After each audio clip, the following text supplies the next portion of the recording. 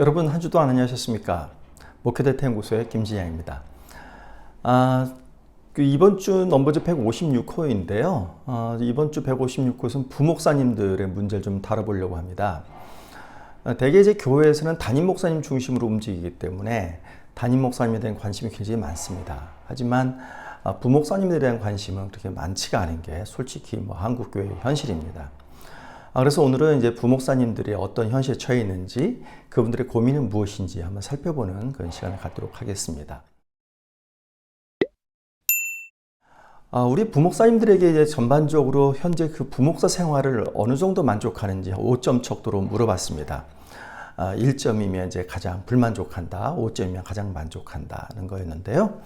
현재 부목사 생활에 만족한다 이렇게 응답하신 비율이 45%이고요. 불만족이 29%, 보통이 27%입니다. 5점 척도의 평균으로 하면 3.2점 정도가 나옵니다. 보통 저희가 5점 척도면 딱 3점이면 보통이잖아요. 그러면 3.2점이면 보통 정도 수준이라고 이렇게 볼 수가 있겠는데, 대개 이제 우리나라 사람들이 약간 긍정적으로 응답하는 이런 경향이 있다고 합니다. 그래서 보통 한 3.5점 정도가 돼야 이제 저희가 보통이라고 이렇게 저는 해석하는데요. 그렇게 보면 평균 3.2점이라고 본다면 보통보다 조금 낮은 점수로 이렇게 좀 평가할 수 있겠습니다. 즉, 우리 부목사님들은 현재 생활에 대해서 그렇게 만족하고 있지 못하다, 이렇게 이제 볼 수가 있는 겁니다. 그러면 이제 부목사 생활을 하면서 여러 가지 그 힘든 일들을 많이 겪고 있다고 이렇게 보겠는데, 그럼 부목사님들은 어떤 점에서 좀 힘들어 할까요? 부목사님들이 이제 기본적 역할이 이제 담임 목사님들을 이제 보조하는 그런 역할을 하게 됩니다. 그래서 담임 목사님과의 관계에서 여러 가지 어려움들을 좀 많이 느끼고 있는데, 담임 목사의 관계 혹은 갈등에서 어려움 느낀다 이렇게 응답한 비율은 21%밖에 되지 않았고요. 그리고 일부 교인들의 어떤 갑질을 당한다든지, 교인들이 부목사님을 좀 무시한다든지 이렇게 응답한 비율은 한 9% 정도밖에 나오지 않습니다. 근데 가장 많은 어려움을 겪고 있다 이렇게 응답한 비율은 47%, 거의 절반에 가까운 분들이 응답한 업무량이 너무 많다는 점입니다. 이제 그 부목사님들은 교회에서 신방, 설교 이런 목회 본연의 일을 할 뿐만 아니라 교회의 여러 가지 행정적인 일들, 그리고 교회의 어떤 방송실이라든지 여러 가지 부속적인 일들도 굉장히 많이 하고 있고, 심지어 이제 작은 교회를 가면 차량 운전 등등 여러 가지 예배 준비에 관련된 일 등 여러 가지 일들을 많이 하고 있습니다. 이런 업무량이 과다하다는 게 부목사님들이 가장 힘든 점이라고 이렇게 응답을 하고 있고요. 그리고 또 마찬가지로 한 절반에 가까운 46%가 사례비가 적어서 이렇게 이제 응답을 하고 있습니다. 업무량과 사례비, 이 두 가지가 가장 큰 어려움을 느끼고 있는데, 업무량이 많으면 사례비가 좀 많아서 상대적으로 그 불만들을 좀 이제 상쇄시킬 수 있긴 한데, 업무량도 좀 많고 사례비가 적기 때문에 굉장히 불만족하고 있는 것으로 이렇게 보여지고 있습니다. 업무량과 사례비 문제는 다음 그 그래프에서 또한 좀 볼 수가 있습니다. 부목사님들이 실제 근무하는 날수가 어떻게 되느냐 이렇게 질문을 했는데, 평균 5.7일을 근무한다고 합니다. 그리고 하루 평균 근무 시간도 약 9.8시간 정도 근무를 하고 있는 것으로 나타납니다. 직장인들이 하루 평균 8시간 근무하는 게 보통 직장인들입니다. 물론 야근도 하긴 합니다만 부목사님들도 평균 근무 시간이 9.8시간으로 굉장히 높은 시간을 일을 하고 있고요. 그리고 앞에서 보신 것처럼 사례비가 적은 것도 부목사님들의 어려운 점인데, 평균 사례비가 244만 원 정도 이렇게 받는 것으로 나타나고 있습니다.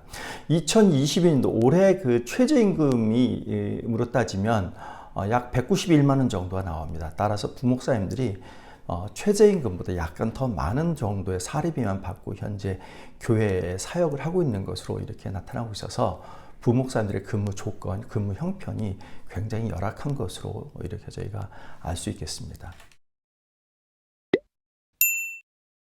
코로나19가 터지면서 각 교회에서는 기존의 그 현장 예배, 이거 외에 온라인 예배와 온라인 모임, 그리고 온라인 성경 공부는 온라인 사역이 많이 늘어났습니다. 이렇게 온라인 사역이 많이 늘어났는데, 부목사님들 중에서 약 82% 되는 부목사님들께서 온라인 사역이 굉장히 부담이 된다 이렇게 얘기를 하고 있습니다. 부담이 안 된다고 응답한 분들은 18% 정도밖에 되지 않습니다. 그러니까 온라인 사역이 늘어나면서 그 부담감이 거의 이제 부목사님들 상당히 많이 그 부담감을 안고 있는 것으로 이렇게 나타났고요. 이렇게 온라인 사역의 부담감을 부목사님들이 많이 느끼고 있는 이유는 교회에서 이런 온라인 사역, 미디어 사역을 담당할 그 담당자가 없기 때문입니다. 온라인 사역의 어려운 점이 무엇이냐는 질문에 대해서 절반이 넘는 57%의 부목사님들이 미디어를 활용할 담당자가 없기 때문이다 이렇게 이야기를 하고 있는데요.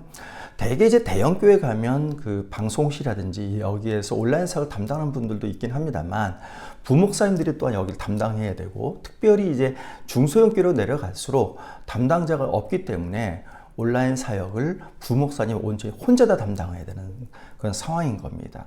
근데 이제 온라인 사역에 관련돼서는 두 가지 문제를 얘기할 수 있는데 첫째로는 업무량 자체가 부목사님들이 그대로 다 안아야 된다는 점이고요. 두 번째로는 부목사님들이 온라인 사역에 대한 기술이나 노하우가 부족하다는 점입니다. 이 점은 이 그래프를 통해서 또 알 수 있는데요. 온라인 기술에 대한 그 교육을 받은 적이 있느냐 이런 질문에 대해서 부목사님들의 86%가 배운 적이 없다라고 이야기를 하고 있습니다. 온라인 사역을 배운 적은 없는데 이거 당장 교회에서 그 담당해야 되는 이거 상황에 내몰리게 된 거죠. 그러므로 부담감을 느끼게 되는 거고요. 따라서 목사님들께서는 온라인 사역에서 동영상 제작이나 동영상 편집을 좀 배우고 싶다 이렇게 응답한 비율이 절반 정도인 49%가 응답을 하고 있습니다.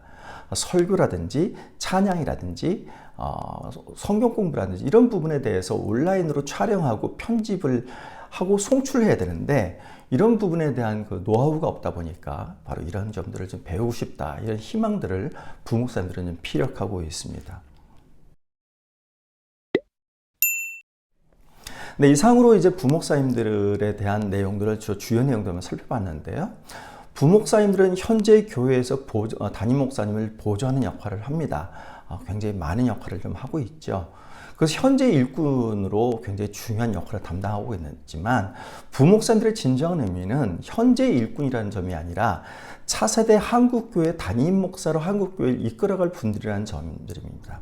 따라서 교회에서는 지금 부목사님들을 얼마나 잘 활용하느냐에 대한 관심들만 현재 있는데 이 관심에서 조금 더 관심을 넓혀서 부목사님들에게 어떻게 관심을 가지고 어떤 지원을 하느냐 이런 부분에 대한 관심도 많이 가져야 됩니다. 그래야 앞으로 한국교회가 차세대 그리고 그 다음 세대 점점 세대의 세대를 거듭할수록 한국교회가 쇠퇴하지 않고 한국교회가 더 풍성하게 발전할 수 있는 그런 원동력은 부목사님들에게 있다고 볼 수 있겠습니다. 따라서 부목사님들에 대한 교회의 관심과 지원을 적극적으로 강구해야 될 이때가 아닌가 생각합니다. 네, 이상으로 넘버즈 156호 말씀드렸고요. 다음 주에 157호로 찾아뵙겠습니다. 감사합니다.